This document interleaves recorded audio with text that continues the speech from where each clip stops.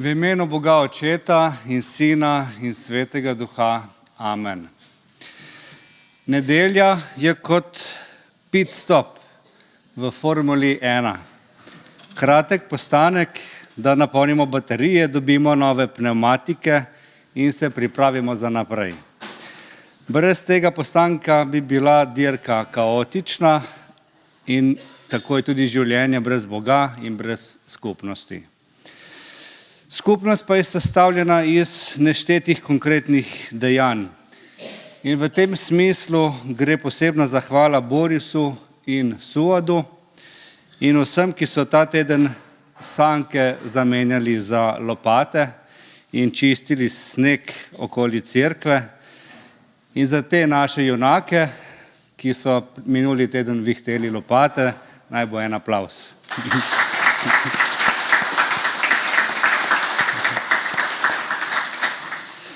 Zdaj pa poglejmo, kaj nas čaka v prihajajočem tednu. Jutri v ponedeljek ob 19. uri bo tukaj v cerkvi molitveno srečanje, v sredo ob 19. uri bo v cerkvi študijsko srečanje, srečanje starejših sester, ki bi moralo biti v četrtek, pa odpade zaradi še vedno nepredvidljivih zimskih razmer. Naslednjo nedeljo ob 10. uri pa imamo srednje tedensko bogoslužje. Imamo pa naslednjo nedeljo popoldne ob 18. uri tukaj v cerkvi Dobrega pastirja osrednje letno regijsko ekumensko bogoslužje, ki ga bomo sooblikovali skupaj s katoliško in pravoslavno cerkvijo. Letošnje geslo je iz pisma Efežanom, kjer je zapisano: eno telo in en duh, kakor ste tudi bili poklicani v enem upanju svoje poklicanosti. Upanje združuje, zato vabljeni, da smo graditelji mostov med ljudmi. Imamo še eno posebno obvestilo. Naš dolgoletni duhovnik, teolog, profesor in lahko rečemo tudi pisatelj, dr. Danijel Brkič, je izdal novo knjigo z naslovom Cvetovi milosti.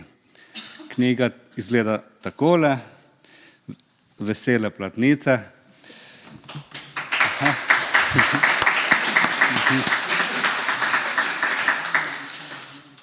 Knjiga Cvetovi milosti govori o Božjem veselju nad odrešenjem ljudi. Govori o Jezusovih prilikah o izgubljeni ovci, izgubljeni drahmi in izgubljenem sinu. Te tri prilike so največje kratke, a neizčrpne in ganljive zgodbe, ki so bile kdaj povedane. So srce evangelija. Če bi iz nepojasnjenega razloga izginilo celo svetopismo razen teh Jezusovih prilik, bi bile dovolj zgovorne za spoznavanje Boga, čigar narava je čista ljubezen. V teh treh prilikah slišimo Boga, ki nam govori z razumljivo človeško besedo. Knjigo Cvetovi milosti lahko kupimo po bogoslužju v cerkveni pisarni, cena je 23 €. Je pa ta knjiga določena tudi za Trubarjevo bralno značko. Če kdo s sabo nima denarja, lahko knjigo plača naknadno. V sredo, 4. februarja, pa bo tudi javna predstavitev te knjige in tudi srečanje isti dan, v sredo 4. februarja bo tudi srečanje v okviru bralne značke na temo te knjige Cvetovi milosti. Tako, pa smo šli čez vsa obvestila, sedaj pa skupaj zapojmo uvodno pesem, ki pravi: le Bogu naj bo vsa slava.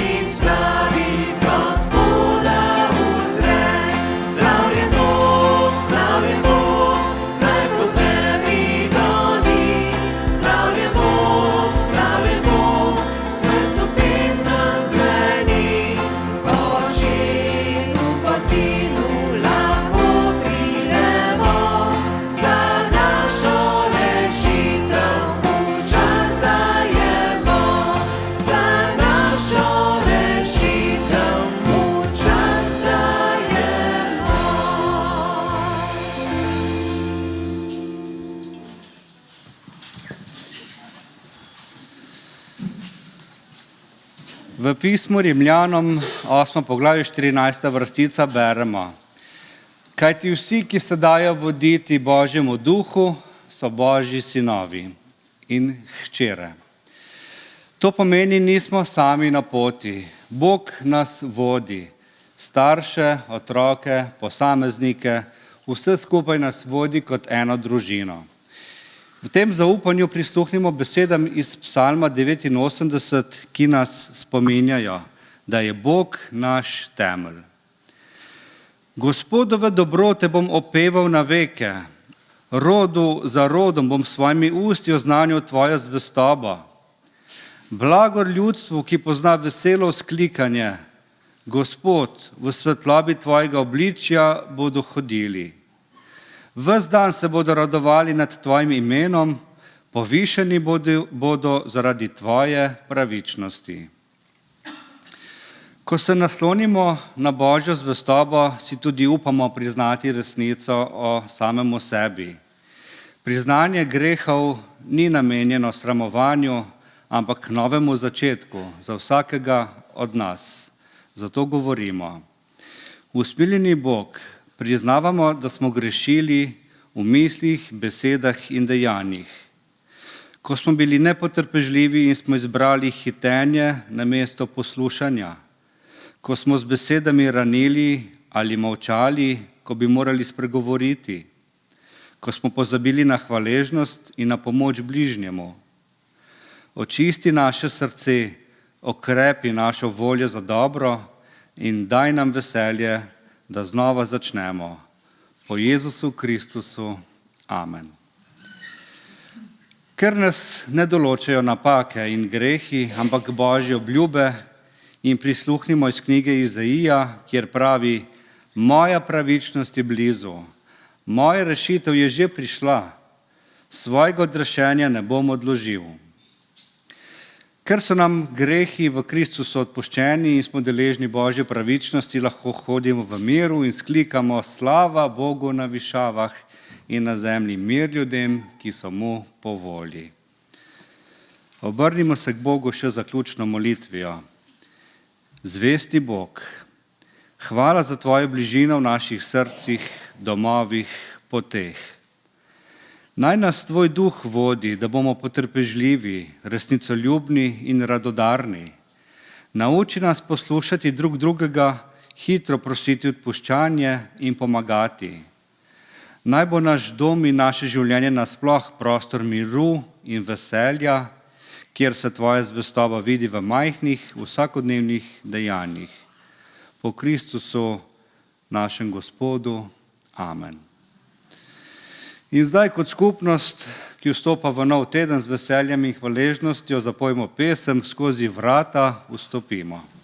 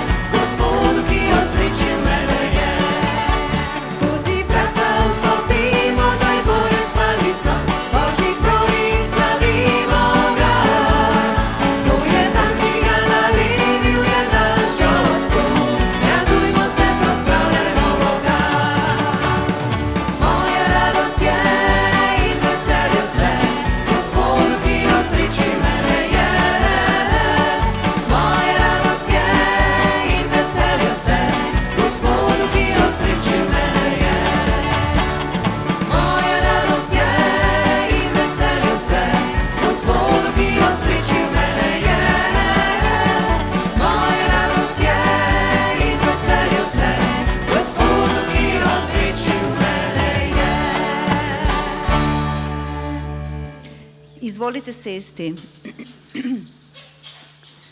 Dragi prijatelji, berilo za današnje bogoslužje so vrstice iz Psalma 96. Pojte Gospodu novo pesem, pojte Gospodu vsa zemlja, pojte Gospodu njegovo ime slavite, oznajnujte dan za dnem njegovo odrešenje. Pripovedujte med narodi o njegovi slavi, med vsemi ljudstvi o njegovih čudovitih delih. Zakaj Gospod je velik in zelo hvaljen, strašen je nad vsemi bogovi. Zakaj vsi bogovi ljudstev so ničevnosti, Gospod pa je naredil nebesa. Veličastvo in sijaj sta pred njim, moč in čast sta v njegovem svetišču.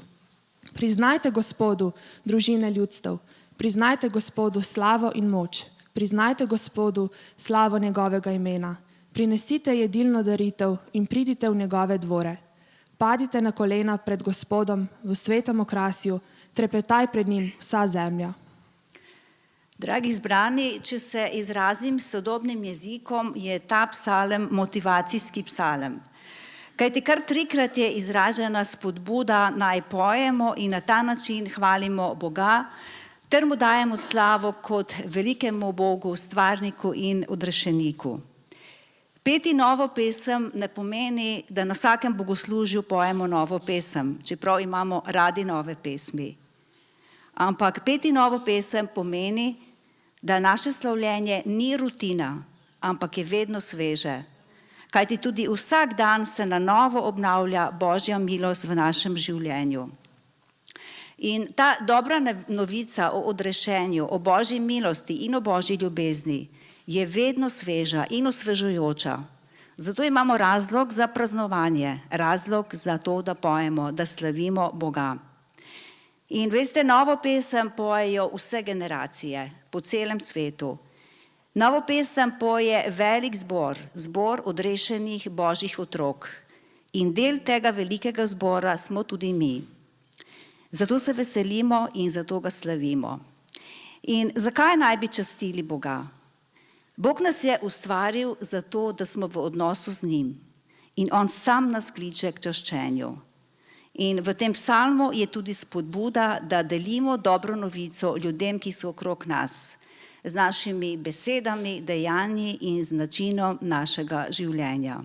In vabim nas, da vstanemo in da zapojemo novo pesem, kajti Bog je velik in vreden hvale.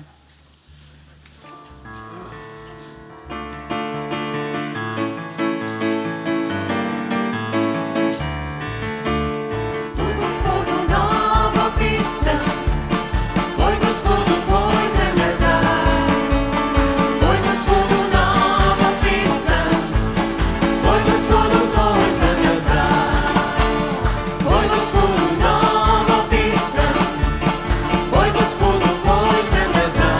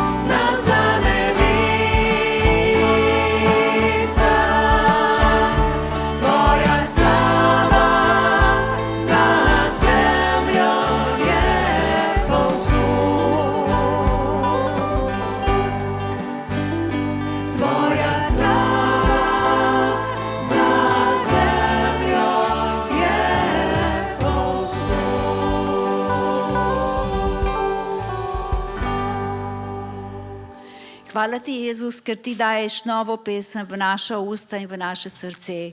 In hvala ti, da te lahko to jutro slavimo kot velikega Boga, stvarnika in našega odrešenika. Naj bo visoko povzdignjeno in proslavljeno tvoje sveto ime Jezus Kristus. Amen. Sledi utrinek za otroke.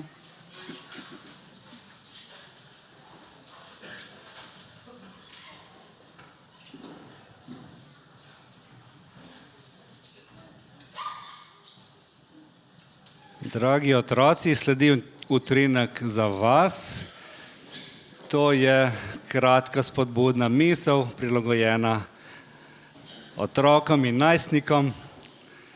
Zato pridete malo bližje, da se dobro vidimo in slišimo. Super, otroci. Še prihajajo. Še malo počakamo. Lahko pa kar napovem temo, te spodbudne misli za otroke. Kdor se da voditi Božjemu duhu, je Božji otrok, smo slišali na začetku. Ja, kaj sedaj to pomeni? Kdor se da voditi Božjemu duhu, teologi pravijo, da se to nanaša na to, kako je Bog vodil izraelski narod čez puščavo. Danes se to nanaša na cerkev in kaj v cerkvi počnemo? Poslušamo, pojemo, se tudi pozdravite zjutraj, ko se vidite. Tudi se pozdravite, tudi neverbalna komunikacija šteje. Se pravi, v cerkvi komuniciramo, se pogovarjamo, se poslušamo, se prilagajamo in to ni ukazovanje, da samo izvršujemo ukaze kot v vojski, ampak je prilagajanje, poslušanje, sodelovanje in podobno je kje? Kot v cerkvi, zelo podobno je tudi v šoli, še bolj kot v šoli pa. Kdo vam teži, da se morate pogovarjati? Starši, mogoče, v družini je zelo podobno, ja. Da vam pomagam razumeti, predstavljajte si kosilo v družini brez besed. Noben nič ne reče, tiho ste, jeste. Kako se vam to zdi? Čudno? Skregano, ja, kot da je nekaj narobe, ja? Kot da so za mizo skregani. Kaj pa, če oče ali pa mama nikoli ne poslušata otrok? Otrok pride domov iz šole, pa pove, da je dobil oceno 5 in noben nič ne reče. Če so še ocene? So še. So. Kako se vam to zdi, otroci? Pričakujete en odziv, ne? Da so starši veseli, da govorijo o nagradah, a ne? Kaj pa, če je preveč komunikacije? Predstavljajte si mamo ali očeta, ki non-stop nekaj ukazuje. Umij si roke, nasmej se, ne pozabi dihati, imaš robec. Kako se vam to zdi? V redu ali ni v redu? Ni v redu, ne? Preveč komunikacije tudi ni v redu. Kaj pa, če otrok non-stop nekaj sprašuje? Ali lahko premaknem nogo, ali lahko stanem, ali grem lahko ven, ali lahko vzamem telefon? Kako se vam to zdi? V redu? Kako? Običajno? Aha, dobro. Če je tega preveč, tudi starši včasih potrebujejo malo miru, no? Tako da ja, dobro je komunicirati. Sedaj pa še nekaj prav za vas, mlade. Kako bi se vam pa zdelo, če bi družina v celoti komunicirala samo virtualno? Dobro, da bi si pošiljali samo med sabo SMS-e ali pa prek WhatsAppa, da bi imeli skupino. Super, otroci so za. Če bi imeli sestanke o tem, kam greste na morje, na Discordu, bi bili za? Otroci so za. Kaj pa, če bi imeli sestanke in potem bi rekli na koncu tem sestanku rabim 50 evrov v šoli za izlet in oči bi rekel preko Discorda ne morem žal pomagati? Aha, flik. Flik, ja. Imate odgovore na vsa vprašanja. Skratka, vseeno, no, kakorkoli obrnemo v družini, moramo komunicirati na tak in drugačen način, tudi virtualno in tudi v živo. Kajti brez komunikacije ni družine in ni zdrave družine, ne, ni napredka. In podobno je tudi v cerkvi. Cerkev, ki je Božja družina, kjer se pogovarjamo, poslušamo, si zaupamo. No, ker s temi vprašanji nismo prišli daleč, imam še vrvico. In bom prosil, če boste vsi prijeli za vrvico. Najprej tukaj začnemo. Evo, tako za občutek, fajn primi, fajn drži, tako da ne moremo potegniti. Tako, evo, boste pomagali, tako razvijete vrvico, da jo vsi držite. Bo šlo. In kaj ta vrvica pomeni? Kakšna ideja? Da smo povezani, bravo. Če smo povezani, vrvica se skoraj ne vidi, potem smo del družine. Smo vpeti v družino, bodi si domačo, bodi si v šoli, med prijatelje in tudi v Božjo družino, v cerkvi. Vpeti smo v cerkev, ker smo povezani z eno vrvico. In sedaj en prostovolec naj, ko drži vrvico v roki, hvala, malo pocukaj. In sosedje zraven, čutite to?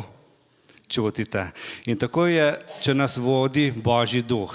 Čutimo drug drugega, če nekdo pocuka, če močno pocuka mogoče, je to znak, da potrebuje, da je nekaj narobe, da potrebuje molitev. Če tako zacuka, da z veseljem zacuka, tudi to bomo začutili, se bomo skupaj z njim veselili, bomo dvignili roke od veselja skupaj z njim. Skratka, če smo z vrvico povezani, je to znak podobno, kot da smo del družine, del cerkve. In sedaj še zadnje vprašanje, kaj pa to pomeni, da smo Božji otroci? Kakšna ideja? Ja, super, da smo povezani, da smo pa, kako?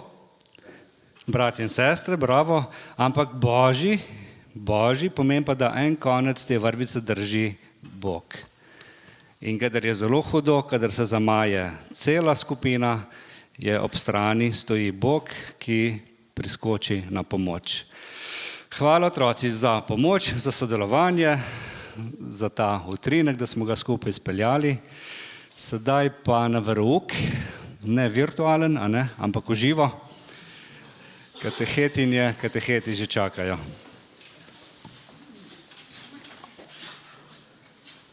Mi bomo pobrali pa prostovoljne prispevke, ki jih bomo darovali z veselim srcem, kajti vemo, da nas Bog blagoslavlja tudi z našimi materialnimi sredstvi.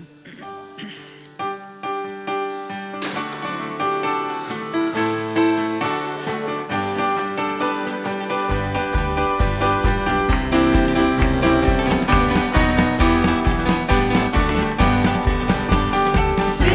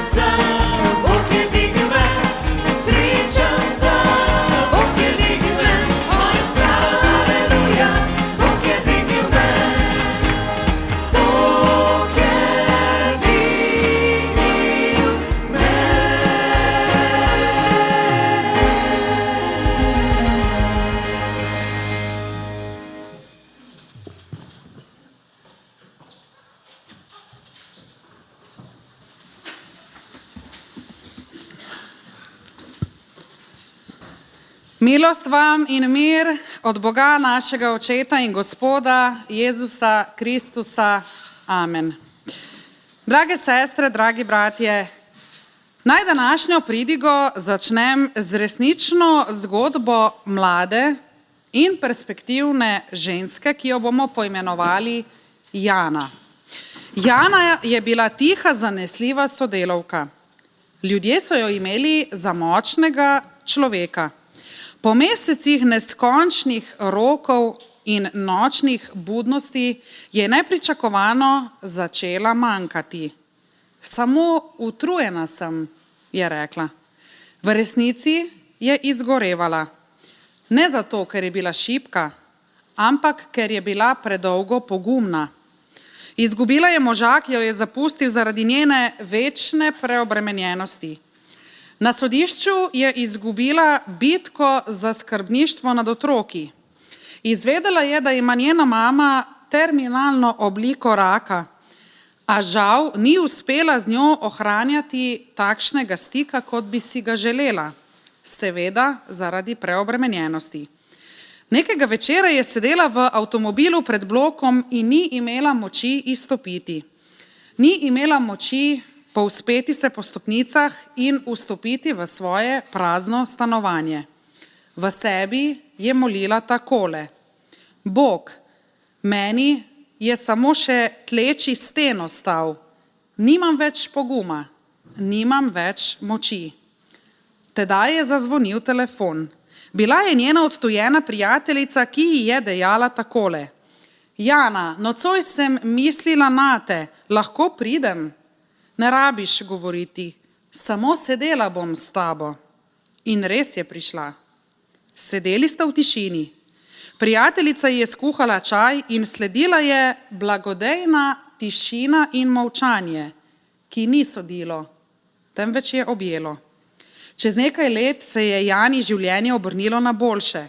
Ko je razmišljala o teh svojih težkih trenutkih, je zapisala takole: Takrat sem začutila, kot da je Bog svojo roko zasenčil moj plamen pred vetrom.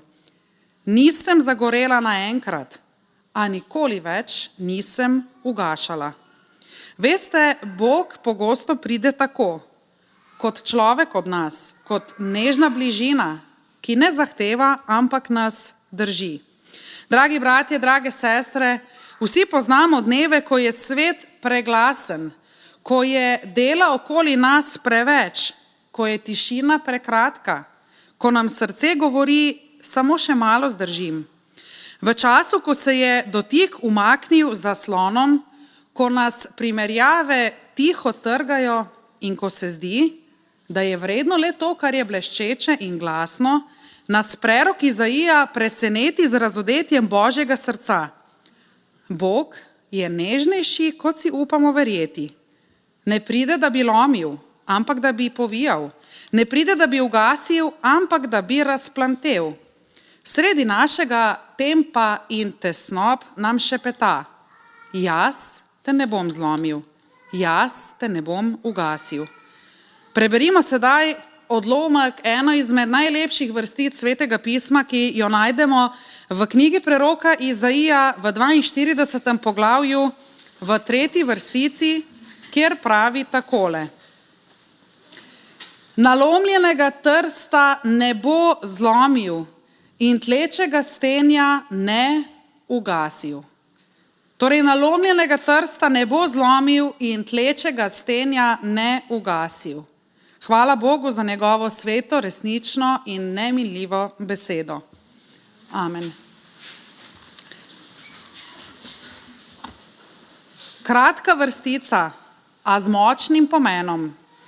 Nalomljenega trsta ne bo zlomil in tlečega stenja ne ugasil so našli v številnih judovskih molitvenikih.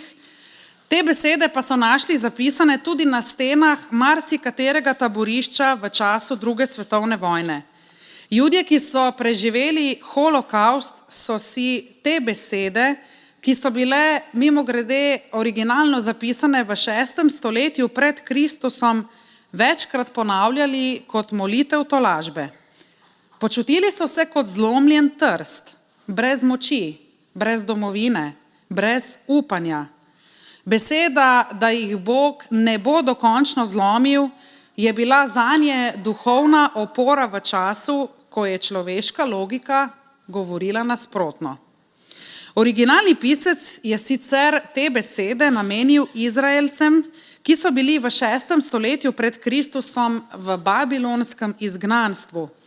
So besedilo namreč govori o tolažbi izgnancev, govori o obljubi novega izhoda iz Babilona.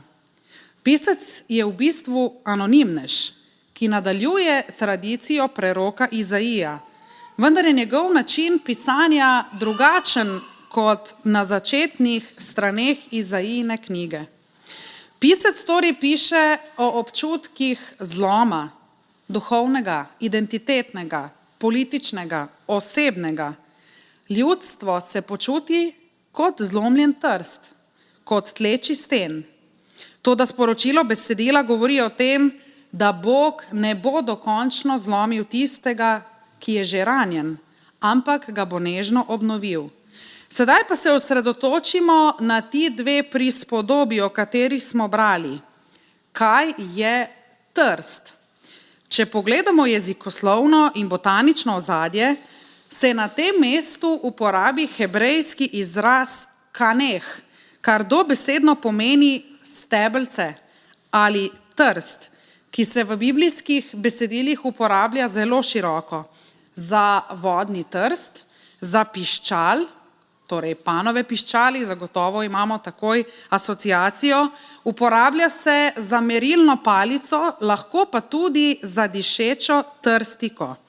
Z drugimi besedami, gre za velike vodne trave, ki so razširjene v dolinah rek, recimo Jordana, Nila. Gre za tipični trst v Palestini ali Egiptu.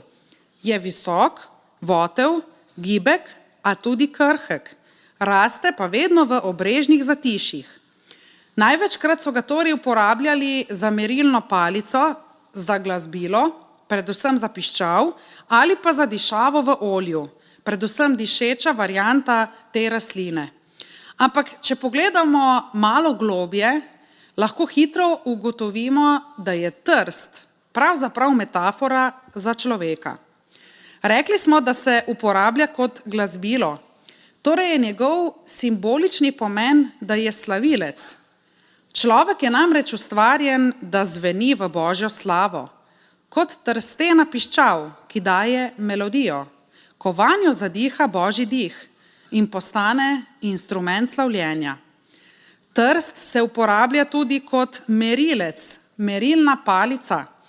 Človek je poklican, da meri življenje po Božjih merilih, ki so pravičnost, resnica, ljubezen. Ne meri se z zlomljenimi merili tega sveta, ampak z Božjo pravičnostjo. Rekli smo tudi, da se trst uporablja kot dišava. Človek bi torej moral širiti dišavo Kristusovega spoznanja, ta vonj svetosti, ki prihaja iz posvečenosti, ne pa iz zunanjega videza. Toda zlomljen trst teh svojih funkcij ne more opravljati. Pa veste, zakaj se v naravi trst sploh zlomi? Če ne raste skupaj v skupini z drugimi trsti, se namreč zlomi, saj se drugi trsti med seboj podpirajo in zmanjšujejo pritisk vetra. Trsti so tudi povezani z močnim koreninskim sistemom, ki ga imenujemo rizom in se ustvari samo takrat, če trsti rastejo skupaj. Torej njihova moč in nelomljivost se skriva v tem, da rastejo skupaj. Seveda je starozavezni pisec to zelo dobro vedel. Vedel pa je še nekaj, saj piše v hebrejskem jeziku. Ko pisec omenja nalomljeni trst, s tem razkriva in govori o zlomljenem bratstvu. Veste, beseda kaneh, trst, v sebi skriva očitno zvočno podobnost z besedo Kain ali Kain. Torej kaneh, trst in Kain, Kain sta povezana. Starozavezni pisec se s tem spominja zloma bratstva, zloma v odnosu, ki se zgodi v zgodovini človeštva ob prvem umoru, bratomoru, ko Kain umori svojega brata Abela in s tem postane nalomljen trst, saj se zlomi bratstvo. Veste, človeštvo, ki se je zlomilo v odnosu, je pravzaprav izgubilo svojo melodijo, je izgubilo svojo pravičnost in ni več prijetna dišava. V današnjem svetu bi to lahko pomenilo nekako takole. Sodobni človek je izgubljen v hrupu. Namesto prijetne melodije je poln disonance, poln stresa, v glavi mu odzvanja hrup vsakodnevne naglice, jeze, negativnosti, tekmovalnosti, pričakovanj. Človek ne sliši več prijetne melodije, pač pa je osredotočen na kaos okoli sebe. Ne zvenimo več v harmoniji, ker smo notranje prazni, torej smo nalomljen trst. Imamo note, a nimamo melodije, ker nam manjka povezava. Človek brez povezave z Bogom ne more zazveneti kot čudovita melodija, ne more biti trstena piščal. Sodobni človek je tudi izgubil moralni kompas, saj je vse brez jasnih meril, vse je relativno, vse nam je dovoljeno in ta Kainov greh ponavljamo vedno znova in znova, ko prizadanemo drug drugega, ko se ne znamo opravičiti, ko postajamo tako zelo samozadostni, enostranski in polni predsodkov. V bistvu smo izgubili merilno palico, izgubili smo pravičnost. Imamo meter, imamo merilno palico, a nimamo pravih vrednosti, ker je naš kompas, naš meter pokvarjen. Človek brez Božje resnice namreč uporablja pokvarjeno merilo. V današnjem svetu smo ljudje tudi brez prijetnega vonja, saj živimo v odnosih, ki so toksični, ki jim manjka vonj ljubezni in upanja. Zato smo nalomljen trst. V bistvu smo navzven kot najlepša steklenička, ki ima krasno zunanjo fasado, na njej piše ime najboljše parfumske znamke, ki daje na videz vtis, da smo najlepši in najdragocenejši parfum, a žal je ta naša steklenička prazna, ker je brez olja, brez notranje svetosti. Poglejte, trst je navzven visok, a v svoji notranjosti votel in krhek in kot tak predstavlja popoln simbol človeštva, ki je videti močno, a je v resnici lomljivo. Saj hebrejski izraz za nalomljen dobesedno pomeni komaj še držeč se skupaj. In ravno zato starozavezni pisec pametno predpostavlja, da človek, ki je kot nalomljen trst, zlomljen v odnosu, nujno potrebuje Božjo milost, da ga Bog ne pokonča, ne zlomi, ne potepta, ne uniči, pač pa ga obnovi. Veste, Bog v bistvu to zgodbo naših nalomljenih odnosov, nalomljenih trstov obrne popolnoma na glavo. Čeprav je trst krhek, ga Bog vseeno uporabi za prijetno melodijo, pravičnost in prijetno dišavo. Človek, ki je ranljiv, namreč v Božjih rokah postane inštrument, merilo in vonj življenja. Ranljivost torej za Boga ni ovira, ampak je prostor milosti. Veste, kaj pa je najbolj ganljiv del te Božje intervencije? Pokaže se v Izaiji, v 53. poglavju, ko ta isti pisec preroško napoveduje, da je edini način, da Bog dokončno ne zlomi nalomljenega trsta, torej človeštva, ta, da zlomi samega sebe. V 53. poglavju namreč isti pisec pravi, da je bil on, torej Kristus, ranjen zaradi naših prestopkov in strt, dobesedno pravi zlomljen zaradi naših krivd.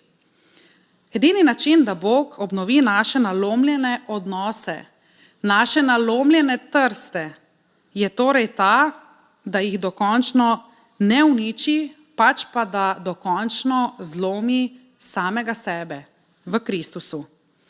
Bog torej postane ranljiv in nas se v Kristusu prevzame našo lomljivost, našo trstno naravo, da jo ozdravi, Na križu gledamo Kristusa, ki je kot trst, ki se dokončno zlomi, da bi mi ostali nepoškodovani.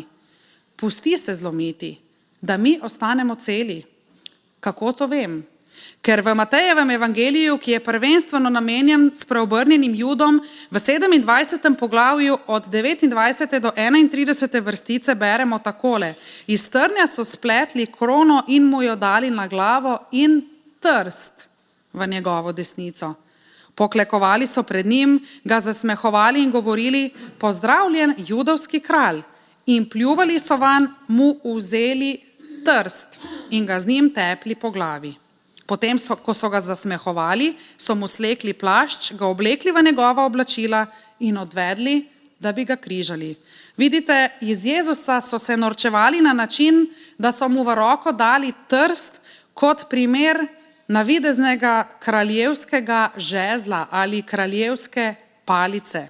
Pričemer gre seveda za izpolnitev preroštva iz Izaije.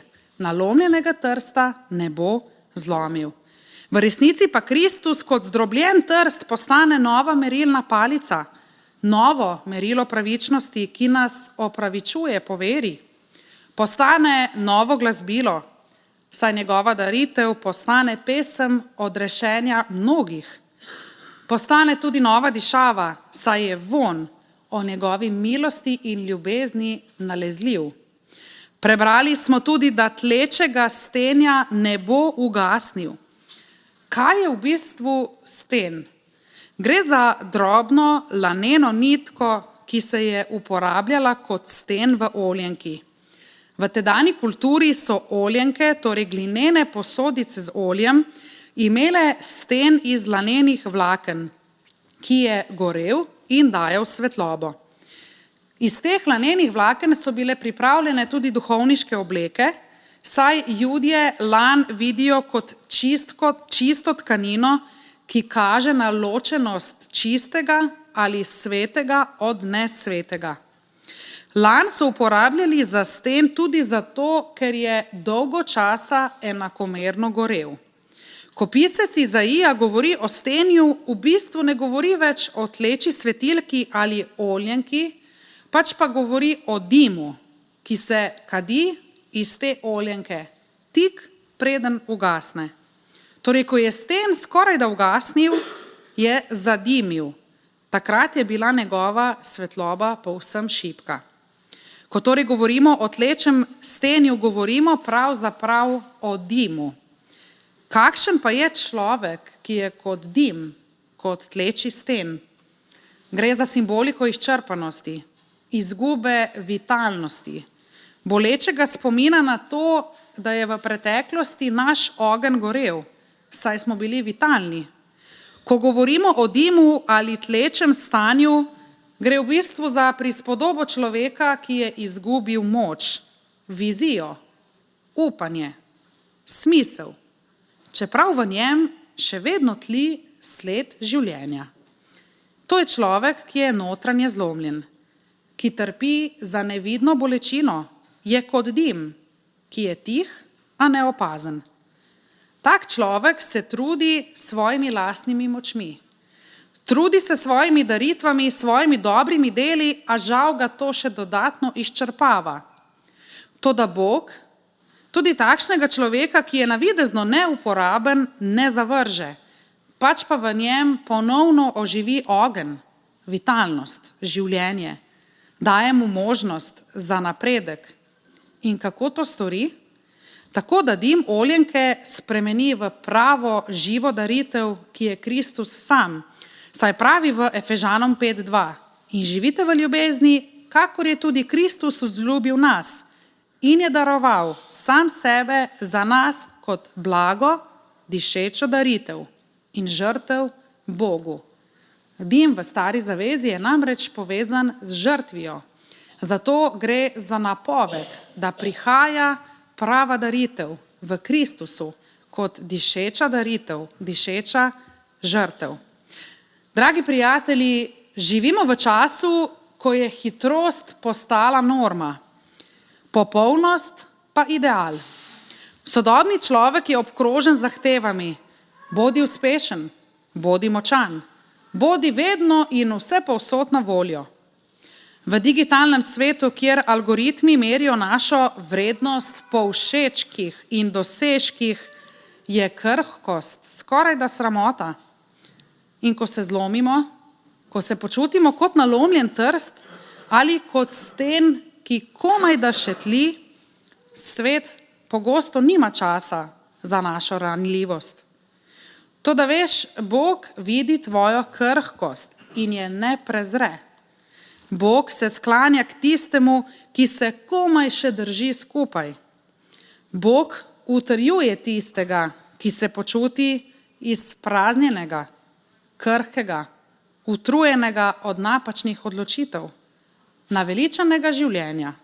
Morda si to ti, dragi prijatelj, preobremenjen z dolžnostmi, ranjen v odnosih, prestrašen zaradi prihodnosti, napet in v strahu zaradi krivic, razočaran nad sabo in nad drugimi. Toda Bog na nas ne gleda strogo ocenjevalno tabelo, pač pa z nežnostjo. Sam je namreč naše prestopke in krivde prevzel nase. Sedaj pa je tu in čaka, da nas nežno podpre, obveže, da nas drži, da ne pademo. Ko je človek neuporaben, ga družba največkrat zavrže. Bog pa ravno v našo krhkost položi svoje vezi milosti, novo upanje, mir v srcu, nežno prijateljstvo. V naši ranljivosti se nas Bog najbolj nežno dotakne. Ko imamo občutek, da smo vredni le kot nepomemben dim, ki je morda le boleč spomin na pretekle uspehe, nas Bog ne upihne do konca, pač pa nam raje dotoči nov vir, novo olje milosti. Morda je tvoja molitev nežni in prestrašeni šepet, ki pa ga Bog imenuje kot močan glas.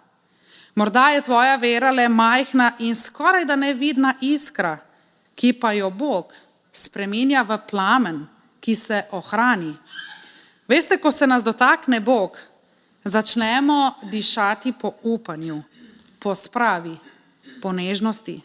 Ne zato, ker smo močni, pač pa zato, ker smo ranljivi, ker prihajamo z vsemi svojimi ranami iz otroštva, obteženi z vsemi težkimi besedami, ki so nam jih izrekli drugi, pa nam Bog vseeno ostane blizu.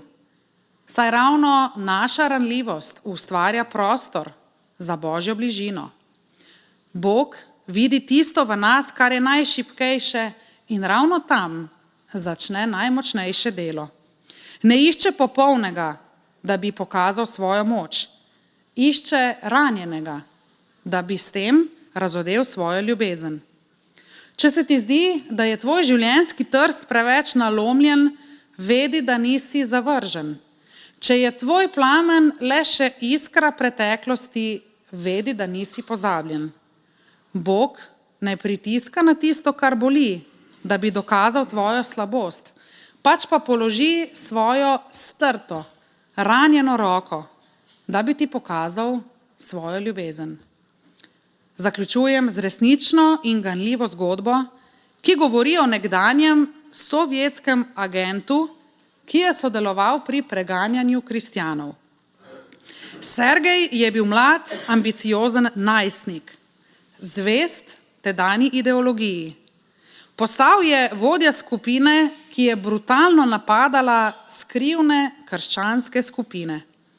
Njegova naloga je bila pretepati vernike, uničevati sveta pisma, se na takšen ali drugačen način maščevati kristjanom. Med temi napadi je pogostokrat srečal mlado žensko, Natašo. Nataša je bila večkrat zverinsko pretepena, a ni nikoli izrekla sovražnih besed. Namesto tega je molila za svoje napadalce. Vsakič, ko so jo pretepli, je ostala mirna, z obrazom, ki je izžareval vero in odpuščanje. Sergej je bil šokiran. Zakaj nekdo, ki ga tako mučijo, še vedno ljubi? Njena drža je bila kot zapis iz Izaije 42:3. Bila je kot nalomljen trst, a ni bila zlomljena. Bila je kot tleči sten, ki ni ugasnil. Njena vera je ostala živa. Ta prizor je Sergeja preganjal. Kmalu zatem je pobegnil iz tedanje Sovjetske zveze v Severno Ameriko in postal kristjan. Napisal je knjigo z naslovom Oprosti mi, Nataša. V knjigi piše, da sta bila Natašina nežnost in vztrajnost ključni trenutek njegovega spreobrnenja. Njeno življenje je pokazalo, da Božja moč ni v nasilju, ampak v nežnosti in zvestobi.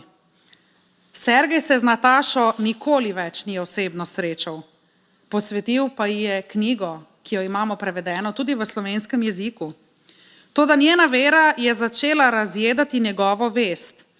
Kmalu se je tudi on počutil kot nalomljeni trst in tleči sten, poln krivde in obsodbe, da ni vredno, da živi. Toda mladi Sergej, ki je bil moralno zlomljen in strt, je skozi Natašin zgled našel pot do milosti.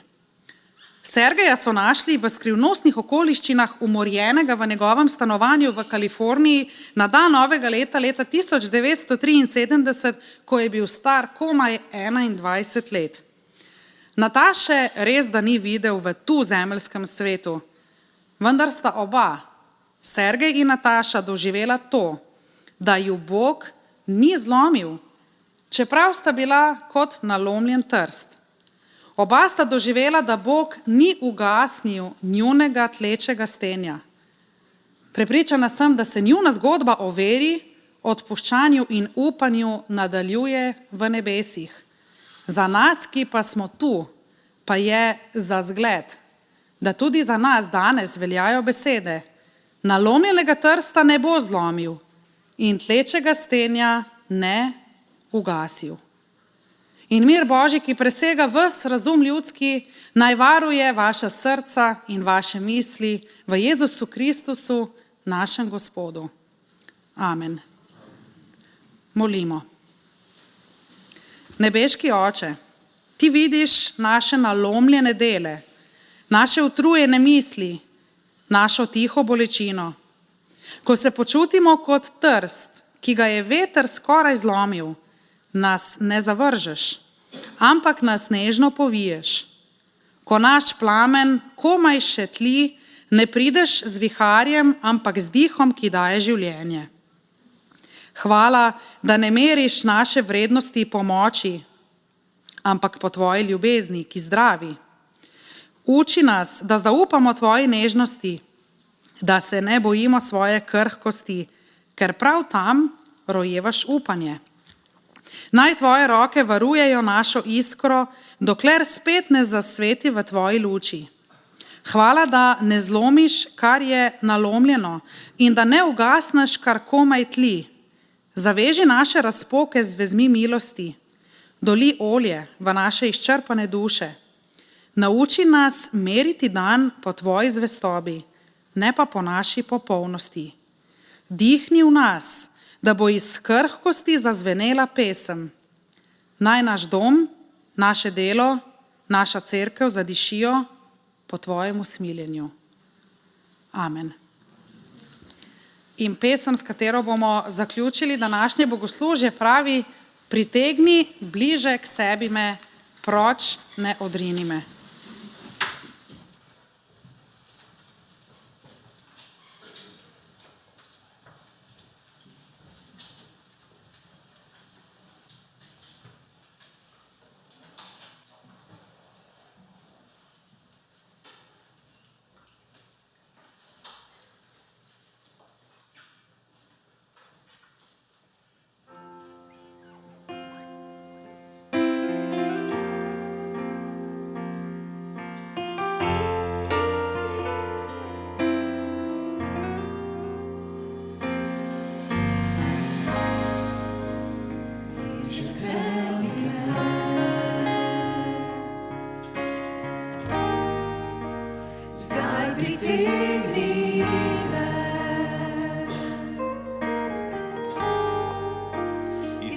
Izročam spet tebi se, saj moj prijatelj ti si le. Tebe si želim,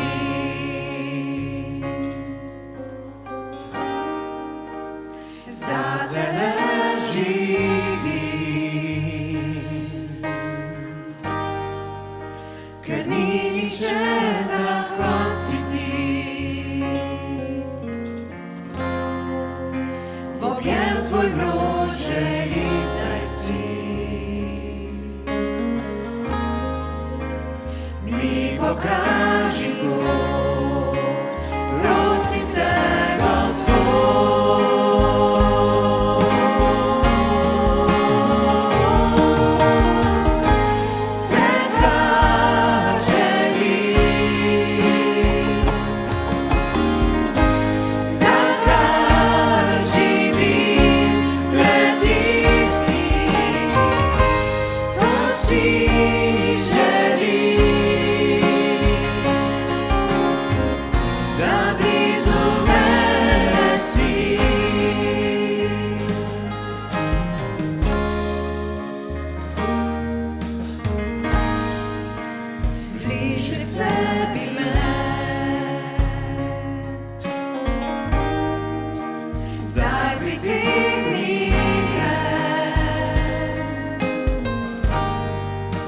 izročam svet tebi se,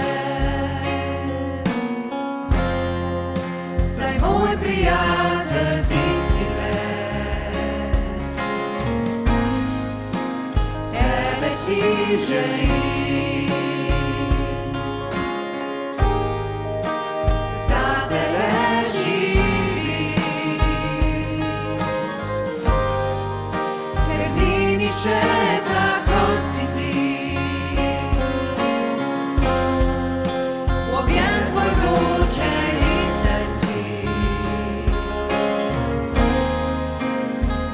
Pokaži pot, prosim te, Gospod.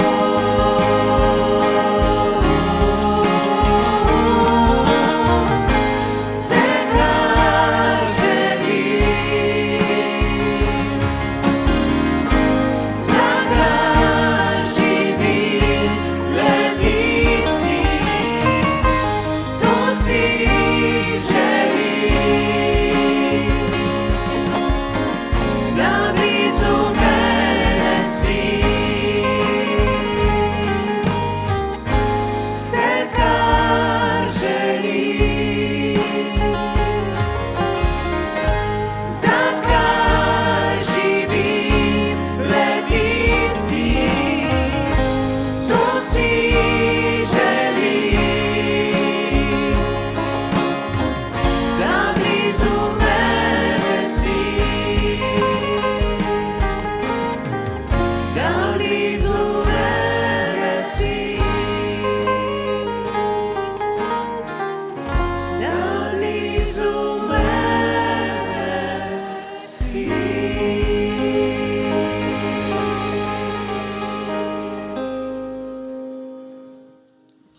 Ganjeni od Božje ljubezni, skupaj molimo molitev, kot nas je naučil naš Gospod Jezus Kristus.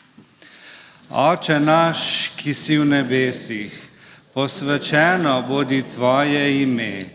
Pridi k nam tvoje kraljestvo, zgodi se tvoja volja, kakor v nebesih, tako na zemlji. Daj nam danes naš vsakdanji kruh in odpusti nam naše dolge, kakor tudi mi odpuščamo svojim dolžnikom. In ne vpelji nas v skušnjavo, temveč reši nas hudega. Ker tvoje je kraljestvo in moč in slava vekomaj. Amen. Prejmimo še zaključni blagoslov. Gospod naj te blagoslovi in naj te varuje. Gospod naj da sijati svoje obličje nad tabo in naj ti bo milostljiv. Gospod naj dvigne svoje obličje nate in ti podeli mir. Amen.